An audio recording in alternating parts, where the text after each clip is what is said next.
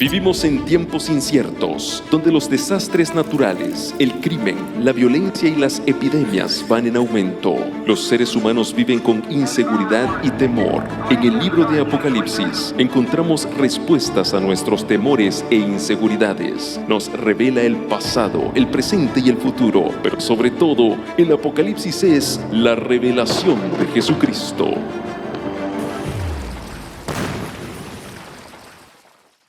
Hola, apreciados hermanos, amigos, queremos enviar un saludo muy especial a aquellos que nos están sintonizando por este canal de televisión, también los que están siguiéndonos por las diferentes redes sociales, sean bienvenidos. Y por supuesto esta linda gente que se encuentra aquí en Fort Worth, Texas con nosotros, sean bienvenidos a esta serie titulada Descubriendo los símbolos del Apocalipsis. En esta ocasión vamos a estar estudiando el mensaje de los 7 sellos del Apocalipsis. Ya miramos la primera parte donde miramos esa introducción de esa escena de alabanza en el cielo. También miramos que Cristo es el centro de la alabanza, el Cordero que fue inmolado, que murió por nosotros. En la segunda presentación, la parte 2, miramos los primeros 4 sellos del Apocalipsis y descubrimos cómo en la historia Dios ha ido guiando a su iglesia. Vivió diferentes experiencias en diferentes etapas de la historia, pero Dios siempre cuidó de su iglesia, Dios siempre bendijo a su iglesia, porque en el Apocalipsis lo más preciado para Cristo es su iglesia, somos tú y yo. Y en esta ocasión vamos a entrar al mensaje del 5º sello, pero rapidito vamos a hacer un corto resumen de cómo está estructurado el libro de Apocalipsis, porque dijimos que para entender el libro de Apocalipsis tenemos que saber cómo está estructurado el libro. Y dijimos que el libro de Apocalipsis está dividido en 2 partes, parte histórica, capítulos 1 al 14, tiene que ver con la historia de la iglesia cristiana, tomando como punto de partida el primer siglo, avanzando en la historia y hasta que Cristo viene por su iglesia. Lo que tú lees en los capítulos 1 al 14, prácticamente todo ya se ha cumplido, queda muy poco por cumplirse, pero pasas a la segunda parte, la parte escatológica, o sea, lo que tiene que ver con eventos del fin, capítulos 15 al 22, de eso nada se ha cumplido todavía, pero una vez que se comienzan a cumplir esos eventos finales escatológicos, se cumplen rápida y dramáticamente y Jesús aparece en gloria por su iglesia.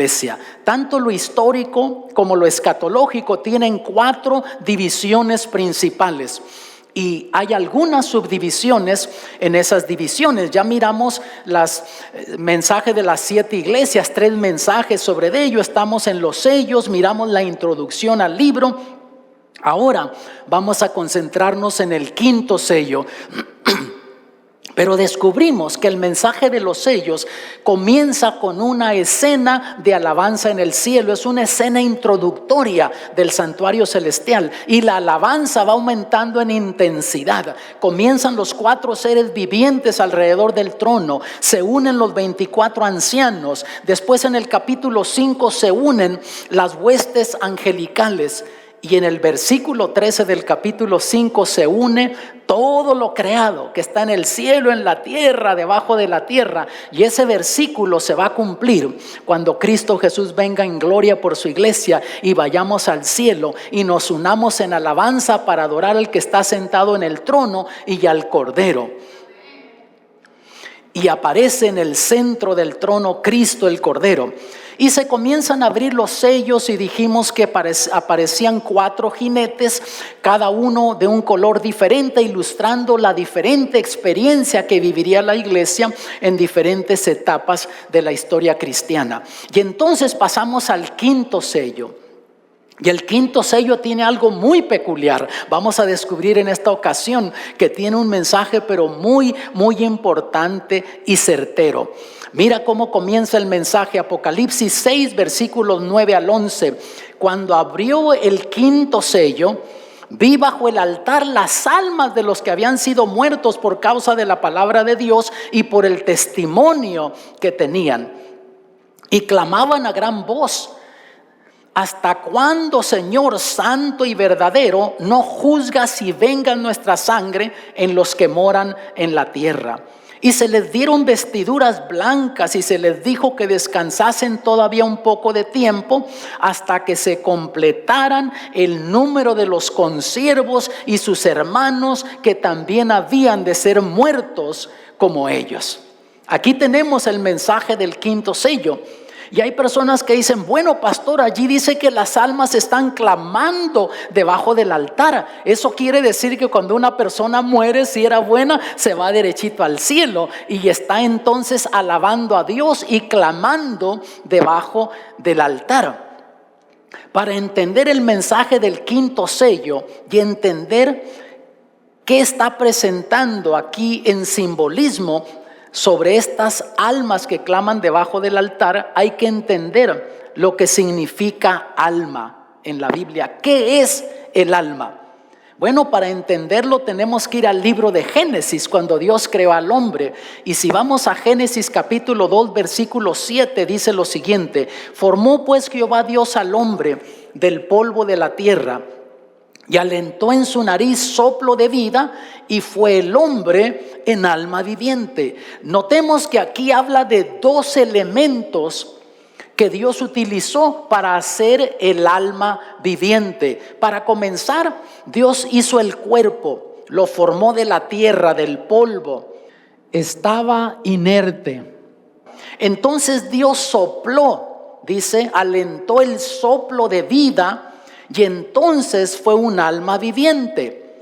Quiere decir que el cuerpo no es alma viviente. El soplo de vida no es alma viviente. Pero cuando tú unes esos dos elementos, entonces aparece el alma viviente. De paso, ahí en Génesis, en el idioma hebreo, la palabra soplo de vida, se utiliza la palabra nefesh. Y en griego, en el Nuevo Testamento, es la palabra neuma. No sé si ustedes han escuchado la palabra neumático. En algunos países, déjame decirte, mi amigo, mi hermano, a las ruedas de los carros les llaman neumáticos, porque viene de esta palabra griega neuma. ¿Y qué quiere decir tanto nefesh como neuma? Energía, oxígeno, chispazo. Quiere decir que estaba el cuerpo ahí, Dios lo formó, pero no era alma viviente. Entonces Dios le sopla, le alienta el soplo de vida, ese chispazo, esa energía, ese oxígeno, y entonces comienzan a bombear los pulmones y comienza a enviar oxígeno a la sangre, y eso le oxigena el cerebro, y entonces es un alma viviente. Y estas almas que están clamando debajo del altar, hermanos, es un simbolismo, ya lo vamos a entender ahora. De hecho, cuando tú vas a Génesis, cuando Caín mató a su hermano Abel, porque las obras de su hermano eran buenas y las de él malas, mira lo que sucede. Génesis 4, 9 al 11. Y Jehová dijo a Caín: ¿dónde está Abel tu hermano? Y él respondió: no sé, ¿soy yo guarda de mi hermano? Y él le dijo: ¿qué has hecho? La voz de la sangre de tu hermano clama a mí desde la tierra. Ahora yo les pregunto, ¿la sangre literalmente estaba clamando de la tierra? No, simplemente era una forma de decir que el crimen que había cometido no iba a quedar impune. Dios iba a hacer justicia. Y estas almas que están debajo del altar es un símbolo del cristianismo en la historia. Todos los cristianos que han sufrido por Cristo, que han sido martirizados, que murieron por el nombre de Cristo, Dios está diciendo que no va a quedar impune, Él va a hacer justicia. Pero pareciera, hermanos, que a veces Dios se tarda en hacer justicia, ¿no te parece? ¿Te ha sucedido a ti que alguien te hace algo malo y quisieras que Dios le deje caer un rayo encima al momento? En vez de orar por la persona, pedir que Dios le ayude, quisieras que Dios le deje caer un rayo encima. Y dices: oye, pero ¿por qué Dios permite esto? Y Dios está diciendo: mira, sé paciente, a su tiempo yo voy a hacer justicia. Dios nunca ha desamparado a su pueblo. Dios nunca ha dejado esos crímenes impunes. Tarde o temprano Dios hace justicia. Y cuando el hombre muere, es exactamente el proceso de la creación, nada más que a la inversa. Mira lo que dice Eclesiastés 12:7. Y el polvo se torne a la tierra como era, y el espíritu vuelve a Dios que lo dio. Exactamente el mismo proceso, nada más que a la inversa. Ya ve, pastor, eso que sale del hombre, eso que se desprende del hombre, es lo que está allí debajo del altar alabando a Dios.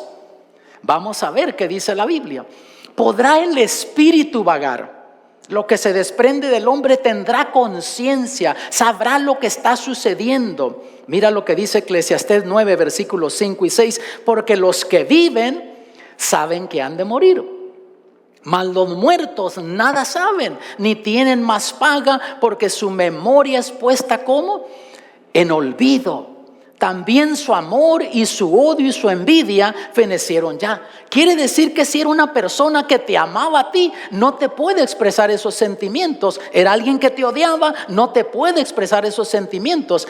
Pero yo he conocido personas que cuando se les muere un ser querido, no se atreven a ir solos de noche ni siquiera al baño, porque tienen temor que se les va a aparecer el ser querido. Pero aquí nos dice que los muertos nada saben, ni tienen más parte en el siglo, en todo lo que se hace debajo del sol. Y una persona me dijo, bueno, es cierto, lo que se hace debajo de la tierra, pero allá en el cielo ellos están alabando a Dios. Mira lo que dijo aquí el salmista en Salmo 146, versículo 2. Alabaré a Jehová, ¿cuándo? En mi vida cantaré salmos a mi Dios mientras viviere. Él estaba consciente de eso. Mientras viva, yo puedo expresarle esos sentimientos a Dios. Y el versículo 4, mira, saldrá su espíritu, tornaráse en su tierra. En aquel día perecerán sus pensamientos. Notas, es consistente la Biblia cuando habla de esto. De hecho, sabes que cuando yo recién comencé a estudiar de la Biblia, tendría unos 15 años, y en cierta ocasión leí este siguiente versículo de Eclesiastés capítulo 3, versículos 19 y 20, y esto me sacudió a mí cuando por primera vez yo leí esto. Mira lo que dice: porque el suceso de los hijos de los hombres y el suceso del animal, el mismo suceso es. Como mueren los unos, así mueren los otros, y una misma respiración tienen todos. Ni tiene más el hombre que a la bestia, porque todo es vanidad. Todo va a un lugar, todo es hecho del polvo y todo se tornará en el mismo polvo. Qué interesante. Entonces, ¿qué nos hace diferentes a nosotros de las bestias? Mira, las bestias actúan por instinto, no pueden elegir obedecer o no obedecer, no pueden elegir servir o no servir, actúan por instinto. Tú y yo decidimos servir a Dios o no servirle, somos seres racionales. En un estudio pasado dijimos que el Espíritu de Dios se comunica con nosotros por la ley de la conciencia. Fuera de eso, nada más nos hace diferentes de lo que es desde una bestia. Aquí lo está diciendo, nada, no tiene más el hombre que la bestia. Pero alguien me preguntó una vez, pastor, ¿pero que no han subido al cielo los fieles hijos de Dios? Esos grandes hombres que se mencionan en la Biblia, ¿que no están ellos ya en el cielo alabando a Dios? Mira lo que dice el apóstol Pedro en el día de Pentecostés, predicando ese tremendo sermón movido por el Espíritu de Dios, en esa fiesta especial cuando venían miles y miles de judíos y conversos que regresaban a Jerusalén para celebrar esta fiesta que era 50 días después de la Pascua. Y mira lo que dice Pedro, movido por el Espíritu de Dios: varones hermanos, se os puede libremente decir del patriarca David, que murió y fue sepultado, y su sepulcro está con nosotros hasta el día de hoy. Noten ustedes, y desde que había muerto el rey David hasta ese tiempo habían pasado casi 1000 años, y dice Pedro, todavía está su sepulcro aquí con nosotros. Un tiempo atrás mi esposa y yo fuimos a Israel, y estando en la ciudad de Jerusalén fuimos al área que le llaman la ciudad de David, y ahí encuentras tú lo que es la tumba del rey David. Hacen tremendas colas para entrar y ver el ataúd, y ahí están los restos del rey David. Notas, Ya estamos hablando de casi 3000 años y ahí están. Pero algo interesante, mira, léete el versículo 34. Pedro dice, porque David, ¿qué? No subió a los cielos. Y una persona me dijo, pues muy sencillo, se fue al infierno, se perdió. Pero no, tú lees Hebreos capítulo 11 y descubres que a David se le cuenta entre los hombres grandes de fe. Hay una grande lista ahí en Hebreos capítulo 11. Se menciona a Abraham, Isaac, se menciona también a Jacob, se menciona a Lot, aún se menciona, ¿sabes a quién? A Samson. Y cuando tú lees la experiencia de Samson, dices, ¿cómo una persona así puede ser salva? Samson fue un profeta que Dios lo llamó. Pero era joven, se le revolvían las hormonas, miraba una escoba con faldas y ahí iba el hombre, y fue su debilidad. Y esas mujeres paganas lo hicieron cometer errores, apartarse de Dios. Pero con todo, al fin él reconoció y entregó su vida al Señor y pidió poder a Dios. Y está contado como los grandes hombres de fe ahí en Hebreos. Y sabes, eso me da esperanza a mí. Me dice que hay esperanza para mí, hay esperanza también para ti. Porque sabes una cosa, Dios no ve lo que tú eres ahora. Dios ve lo que tú puedes llegar a ser cuando tú le rindes tu voluntad al Señor. Pero aquí dice que David no subió y se cuenta esa grande lista. Tú léetelo en tu casa, comienza leyendo desde el versículo 1 todo el capítulo 11 de Hebreos. Pero mira el versículo 13, hablando de esa grande lista de hombres. Conforme a la fe murieron todos estos sin haber recibido ¿qué? Las promesas, sino mirándolas de lejos y creyéndolas y saludándolas y confesando que eran peregrinos y advenedizos sobre la tierra. Toda esta grande lista de hombres conforme la fe murieron, pero dice que no recibieron la promesa. Dios no les dio la vida eterna cuando ellos murieron. Y después habla de otra grande cantidad de hombres de fe utilizando ya no nombres sino características. Fíjate en el versículo 33, que por fe ganaron reinos, obraron justicia, alcanzaron promesas, taparon las bocas de leones. Cuando tú lees esto, sabes que está hablando del profeta Daniel y de otros más grandes hombres de fe. Pero mira el versículo 39, y todos estos, aunque obtuvieron buen testimonio mediante la fe, o sea, vivieron la vida sirviendo a Dios, dieron buen testimonio de su fe. ¿Qué sucedió? Lee conmigo. No recibieron la promesa. Y si ellos ya habían vivido la vida como Dios quería, ¿por qué no les dio la vida eterna cuando ellos murieron? El versículo 40 nos lo explica. Proveyendo Dios alguna cosa mejor para nosotros, para que no fuesen perfeccionados sin nosotros. ¿Qué está diciendo? Que Dios no quiso que se nos adelantaran, porque entonces tú podías decir, Señor, ¿qué culpa tuve yo de nacer en el siglo XX o el siglo XXI? Y estos grandes hombres ya tienen miles o cientos de años gozando de la gloria y apenas yo voy a comenzar a gozarla. Notas, para que no se nos adelantaran, para que ellos no recibieran la vida eterna sin nosotros, sino que a su tiempo a todos el Señor nos dará la vida eterna. ¿No te parece maravilloso eso? Glorificado sea el nombre del Señor. Jesús comparó la muerte con el sueño. La Biblia así lo explica. Le avisaron a Jesús que un amigo de él estaba enfermo, Lázaro, era muy querido de él. Tenía un par de hermanas, vivía en Betania y le avisan que estaba enfermo y aparentemente no puso atención. Y a veces pareciera que así no sucede, ¿no te parece? Tú le pides al Señor y pareciera que está cayendo en oídos cerrados, sordos. Pero no, el Señor Jesús no estaba haciendo eso. Mira lo que dijo después de un par de días. Juan 11, versículos 11 al 14. Dicho esto, díceles después, Lázaro, nuestro amigo, duerme, mas voy a despertarle del sueño. Dijeron entonces sus discípulos, Señor, si duerme, salvo estará. O sea, está sano entonces. Cuando estás durmiendo es seña de que te estás reponiendo. Mas esto decía Jesús de la muerte de él, y ellos pensaron que hablaba del reposar del sueño. Entonces pues Jesús les dijo claramente: Lázaro es muerto. Y entonces se dirige a Betania, y cuando ya se aproximaba, una de las hermanas de Lázaro sale a encontrarlo. ¿Te imaginas? Destruida emocionalmente por haber perdido a su hermano. Y mira lo que le dice, versículos 21 y 22. Y Marta dijo a Jesús: Señor, si hubieses estado aquí, mi hermano no fuera muerto. ¿Por qué dijo eso?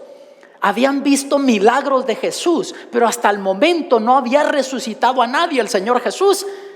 Y Jesús le dice, ella dijo: mas también sé ahora que todo lo que pidieres de Dios, te dará Dios. Y en el versículos 23 al 26 dícele Jesús: resucitará tu hermano. Nota que no dijo resucitó, resucitará tu hermano, hablando en verbo futuro. Marta le dice: yo sé que resucitará en la resurrección en el día postrero. Ellos entendían que cuando una persona moría, bajaba al descanso en la tumba y esperaba esa mañana de la resurrección. Pero ella quería ver a su hermano todavía, seguir conviviendo con él. Número uno, porque lo amaba, era su hermano. Número dos, porque en la cultura hebrea, para una mujer o mujeres no tener esposo o un hermano que cuidara de ellas no eran muy bien vistas en la sociedad. Dícele Jesús: yo soy la resurrección y la vida. El que cree en mí, aunque esté muerto, vivirá. Y notas que no dice el que cree en mí, aunque esté muerto, vive. Dice vivirá. Y nota: y todo aquel que vive y cree en mí no morirá eternamente. ¿Crees esto?, le preguntó. Sí, mi amado, porque Lázaro había muerto, sufrió la primera muerte, pero Jesús dijo que el que cree en Él y vive en Él, vive la vida cristiana, no va a morir eternamente. Y entonces se dirigen hacia la tumba, versículo 43, y habiendo dicho estas cosas, clamó a gran voz: Lázaro, ven fuera. Nota, no dijo baja del cielo o sal del infierno, dijo ven fuera. Y tú lees el relato bíblico y no descubres en ninguna parte que Lázaro haya dicho dónde estuvo esos 3 días, qué le pasó durante esos 3 días, porque la Biblia dice que los muertos, ¿qué? Nada saben. ¿Qué enseñaba el apóstol Pablo de la muerte? Tú vas a Primera de Tesalonicenses 4, versículo 13, dice: tampoco, hermanos, queremos que ignoréis acerca de los que, ¿qué? De los que duermen. ¿Notas? Que no os entristezcáis como los otros que no tienen esperanza. Una persona que no tiene la esperanza de la mañana de la resurrección, de la vida eterna, se le muere un ser querido y pues piensa que ya ahí acabó todo. Pero él sigue diciendo, noten versículos 16 y 17, porque el mismo Señor, con aclamación, con voz de arcángel y con trompeta de Dios, descenderá del cielo, y los muertos en Cristo resucitarán primero. Luego nosotros, los que vivimos, los que quedamos, juntamente con ellos seremos arrebatados en las nubes a recibir al Señor en el aire, y así estaremos siempre con el Señor. ¿No te parecen maravillosas estas promesas? A mí me entusiasma esto, porque yo tengo seres queridos que han bajado a la tumba. La muerte me ha arrancado amigos, a seres queridos, pero tenemos esta esperanza de la mañana de la resurrección, en ese momento glorioso cuando Jesús aparezca por su iglesia. Entonces, ¿de dónde surgió la creencia de la inmortalidad? Que la persona muere, pero que no muere, que sigue viviendo. Eso, hermanos, se remonta hasta el mismo jardín del Edén. Miren Génesis capítulo 3, versículos 3 y 4. Le dijo Eva a la serpiente: mas del fruto del árbol que está en medio del huerto, dijo Dios, no comeréis de él ni le tocaréis, porque no muráis. Entonces la serpiente dijo a la mujer: no moriréis. Y esa misma enseñanza se ha infiltrado ahora al pasar el tiempo en la historia, en el cristianismo, de que la persona muere, pero que no muere, que sigue viviendo. Nos está viendo desde el cielo, está sonriendo, sabe lo que nos está sucediendo. Y así la gente cree. Romanos 6:23, que dice: porque la paga del pecado, ¿qué es? Muerte. Y aquí no está hablando de la primera muerte solamente, está hablando de la segunda muerte, de la muerte eterna. ¿Quién es el único entonces que tiene inmortalidad? Mira lo que dice el apóstol Pablo escribiendo a Timoteo, primera de Timoteo 6, versículos 15 y 16. La cual a su tiempo mostrará el bienaventurado y solo poderoso, Rey de reyes y Señor de señores, quien solo tiene inmortalidad, que habita en luz inaccesible, a quien ninguno de los hombres ha visto ni puede ver, al cual sea la honra y el imperio sempiterno. Amén. Notas, en su gloria no ha habido ser humano que vea a Dios cara a cara, que vea a Jesús en su gloria. Él es quien tiene inmortalidad, pero no quiere decir que un día no nos la dará a nosotros. Porque si tú lees en Romanos capítulo 6, versículos 6 y 7 dice, Romanos capítulo 2, versículos 6 y 7, el cual pagará a cada uno conforme a sus obras. O sea, ese día cuando Jesús venga en gloria, va a pagar a cada uno conforme a sus obras. Y mira, dice, a los que perseverando en bien hacer, buscan gloria, honra e inmortalidad, la vida eterna. ¿Notas? Va a llegar el momento que sí, el Señor nos va a dar la inmortalidad cuando aparezca en gloria por su iglesia, pero hasta ese día nosotros somos seres mortales. En la Biblia encuentras unas 1600 veces que se hace referencia al alma, y siempre en contexto mortal, que muere. Y encuentras por lo menos unas 53 veces en la Biblia la referencia de la muerte como un sueño, que están descansando. Mira lo que dijo el Señor Jesús en Juan 5, versículos 28 y 29. No os maravilléis de esto, porque vendrá hora cuando todos los que están en los sepulcros oirán su voz. Y para este entonces ya habían pasado desde la creación de Adán y Eva hasta que dijo esto nuestro Señor Jesucristo, unos 4000 años. Y todavía no había llegado esa hora de la cual estaba hablando el Señor Jesús. Y los que hicieron bien saldrán a resurrección de vida, mas los que hicieron mal a resurrección de condenación. Y para entonces habían muerto millones y millones de personas en ese transcurso de los 4000 años para cuando el Señor Jesús dijo esto, y todavía no había llegado ese día cuando los que estaban en los sepulcros iban a escuchar su voz. Pero es increíble cómo en el cristianismo se ha infiltrado esta doctrina de la inmortalidad del alma. Incluso enseñan que si la persona muere al morir, si era buena se va derechito al cielo, si era mala se va derecho al infierno. E incluso lo utilizan para meterle miedo a la gente. Yo he escuchado personas que dicen, si no te entregas a Cristo, te vas a condenar en el infierno y te vas a estar quemando y rostizando por la eternidad. Pero mira, pensemos que fuera como la gente enseña, que si eras bueno, al morir te vas al cielo. Eras malo, te vas derechito al infierno, aunque la Biblia no enseña eso. Pensemos en Hitler, que vivió apenas, ¿qué será? 70 años atrás. Y fue responsable por la muerte de millones y millones de inocentes alrededor del mundo. Quiere decir que conforme esta gente enseña, Hitler tiene unos 70 años quemándose en el infierno. Piensa en un ladrón en los tiempos de Jesús, que era ladrón, y el Espíritu de Dios le habló y lo trató de alcanzar, pero él seguía por la ruta que iba, le gustaba la vida fácil y simplemente no quiso responder al Espíritu de Dios.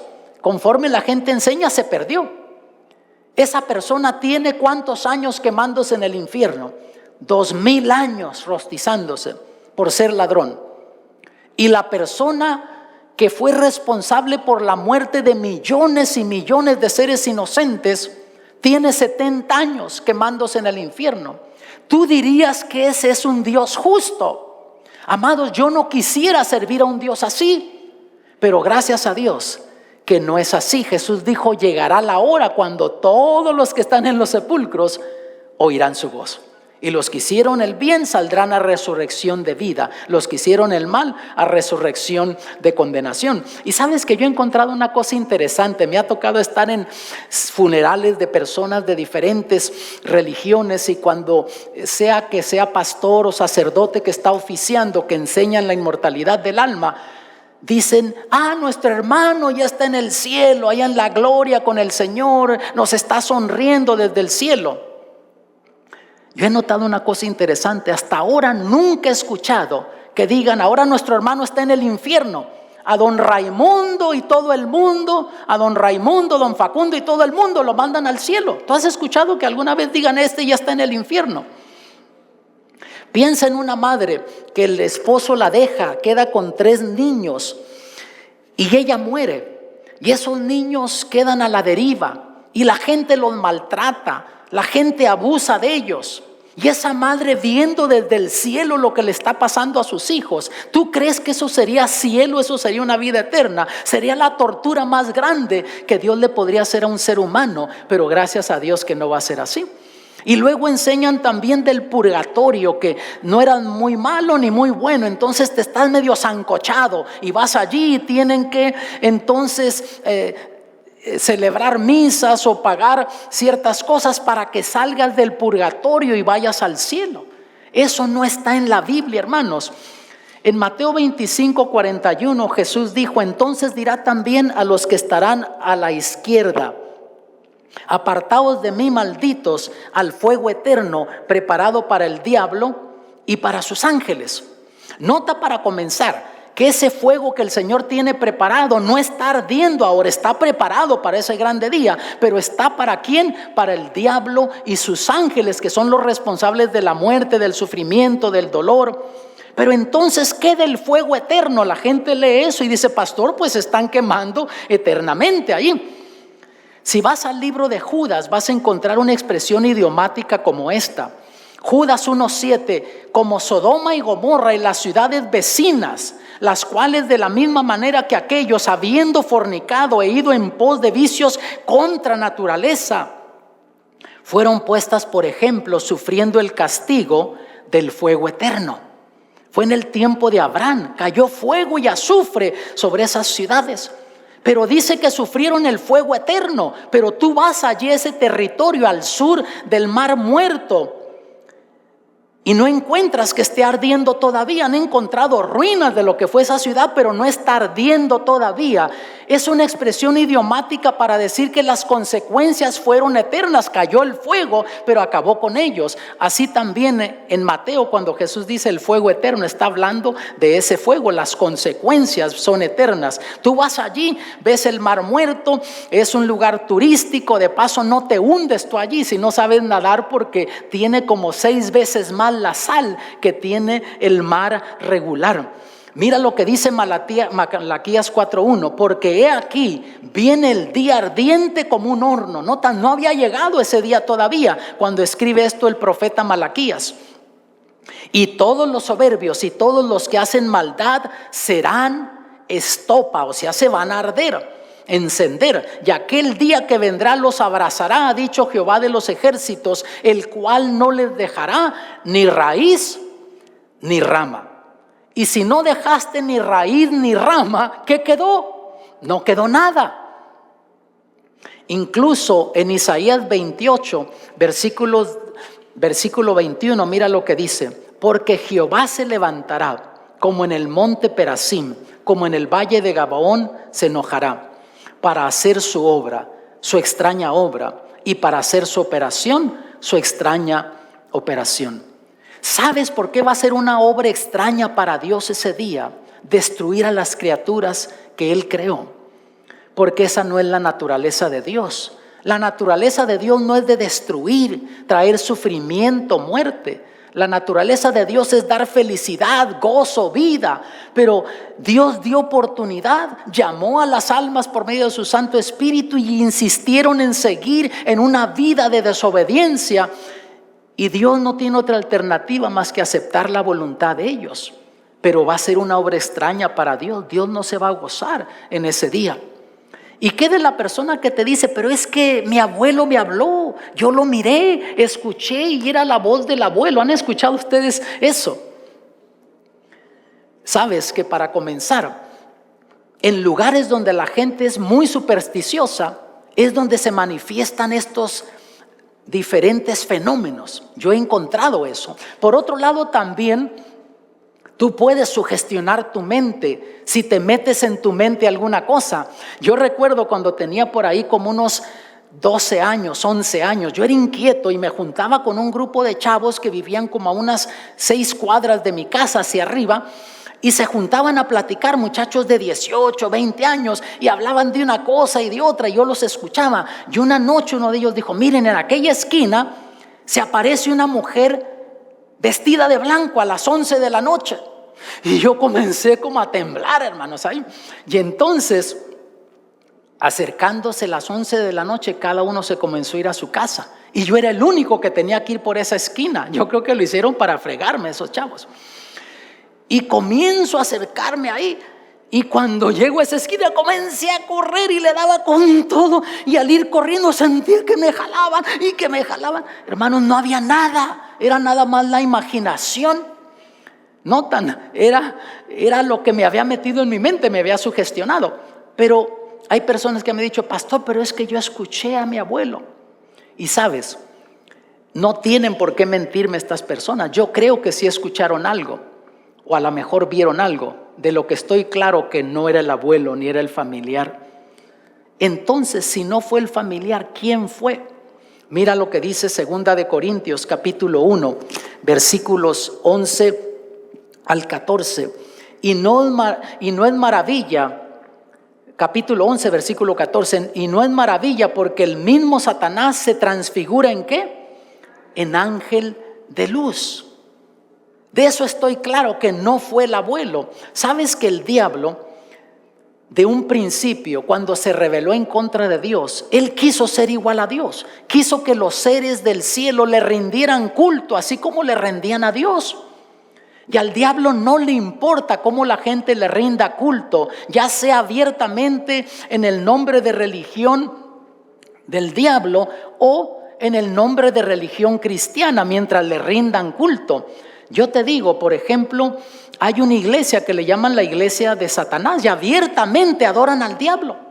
Y tú pensarías que es gente que no tiene mucha preparación académica. Ahí van maestros, van abogados, gente preparada académicamente, gente pudiente, y ellos abiertamente adoran al diablo y saben que lo están haciendo y dicen: pues el diablo me va a proteger, me va a dar prosperidad. Pero por otro lado, al diablo no le interesa si tú lo adoras a él y le rindes culto en el nombre de religión cristiana. Por ejemplo, en el mes de octubre, ¿qué celebra la gente? Halloween. Y muchas iglesias cristianas celebran eso. Yo he visto boletines que dicen: traiga a sus niños tal día que vamos a tener una celebración de disfraces. Y ahí van vestidos los niños de demonios o de otro tipo de disfraz. Pero tú ves que eso se remonta al paganismo. Los Celtics, ahí en el norte de Irlanda, siglos atrás comenzaron haciendo esas ceremonias según para que los protegieran los espíritus y después para rendirles culto, y de ahí viene esa celebración de Halloween. Te hago otra pregunta: ¿qué tiene que ver una gallina con huevos o huevos con la resurrección de nuestro Señor Jesucristo? ¿Qué relación encuentras tú?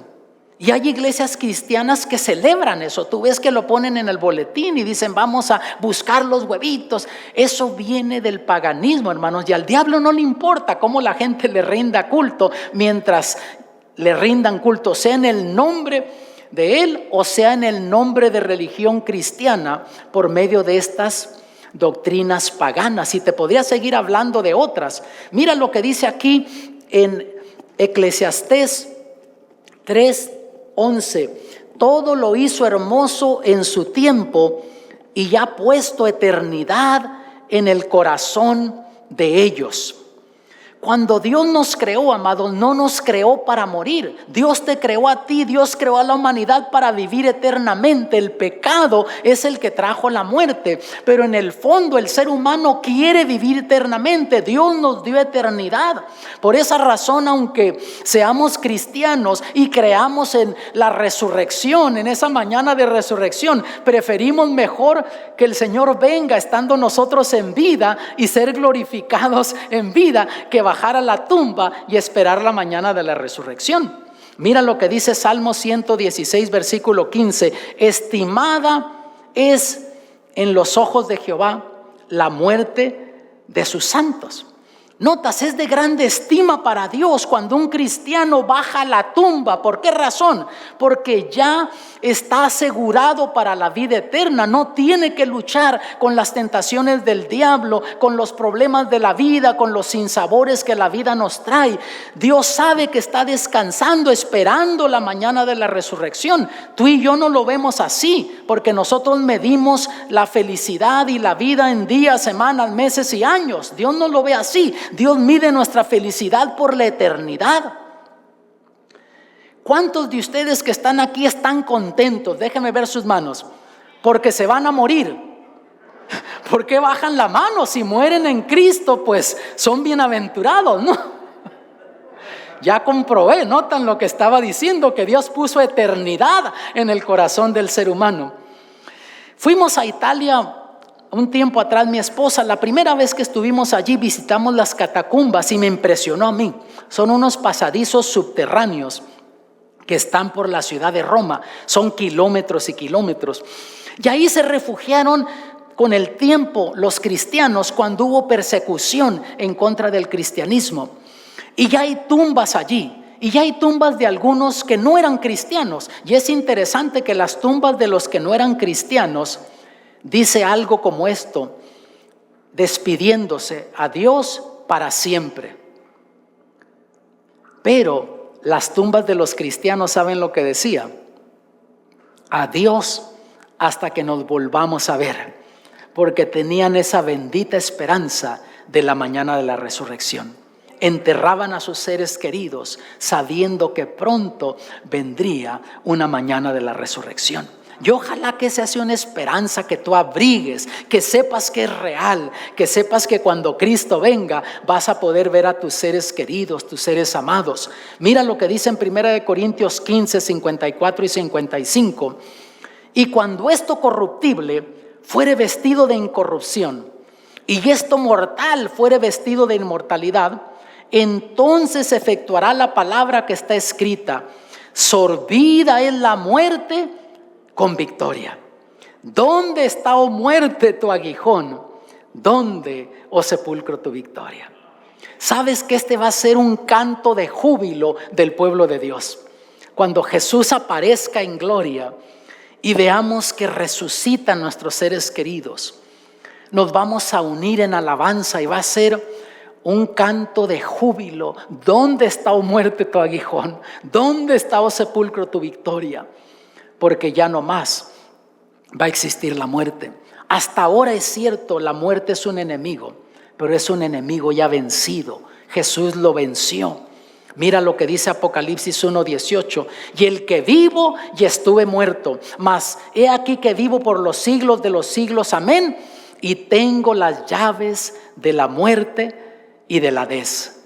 Y el Hades es la tumba. Jesús venció a la tumba y Él tiene las llaves de la muerte y de la tumba. Y Él la garantía, las primicias, que hay una resurrección para todo aquel que baje a la tumba con esa bendita esperanza, que sepa que no termina todo allí, que pronto podrá resucitar a una vida eterna.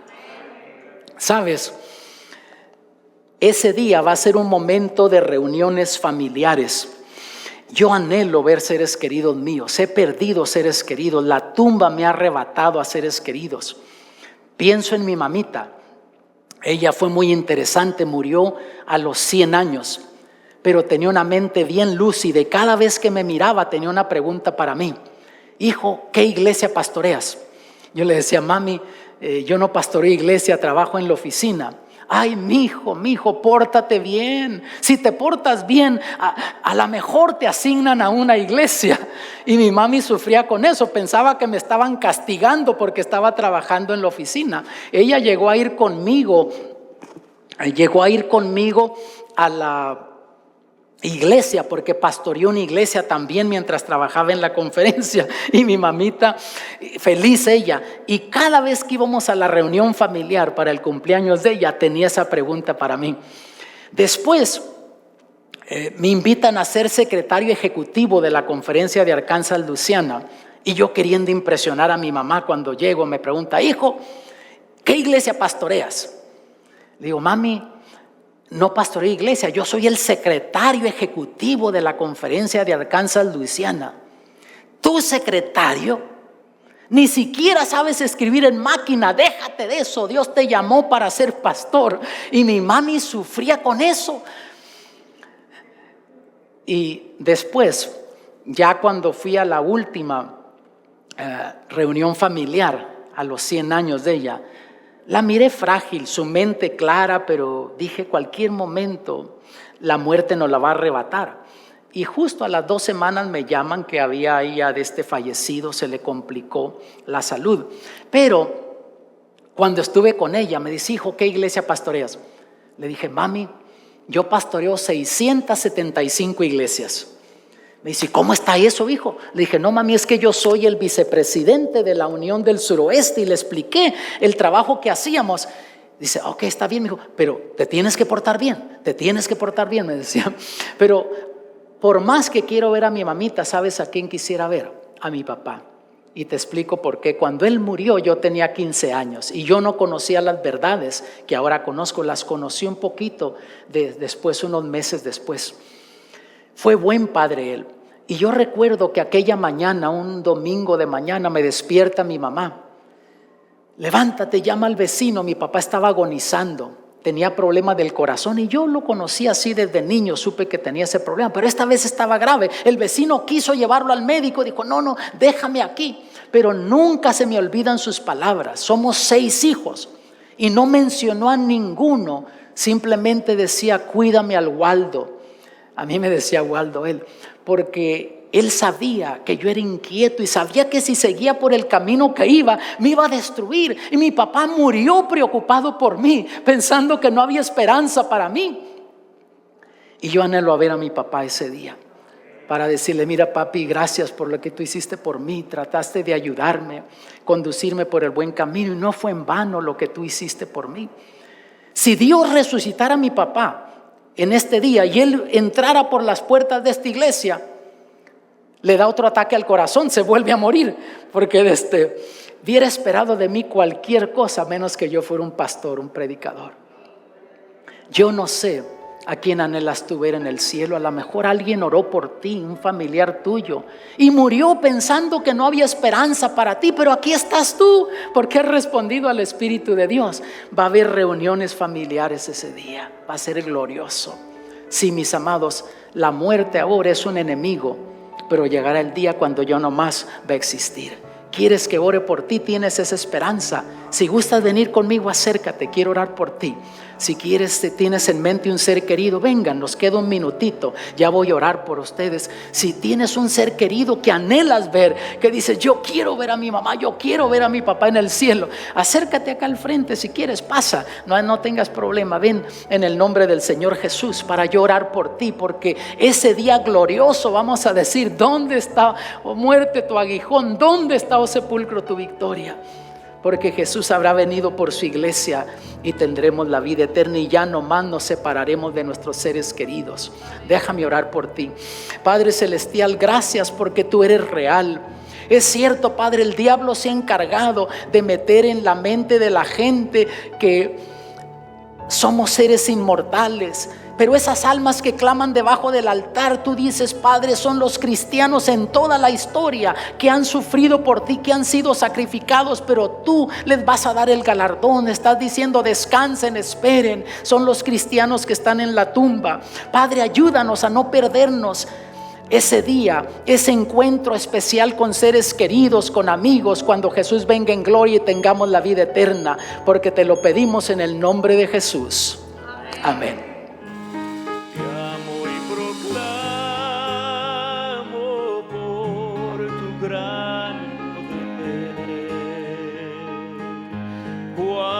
Grande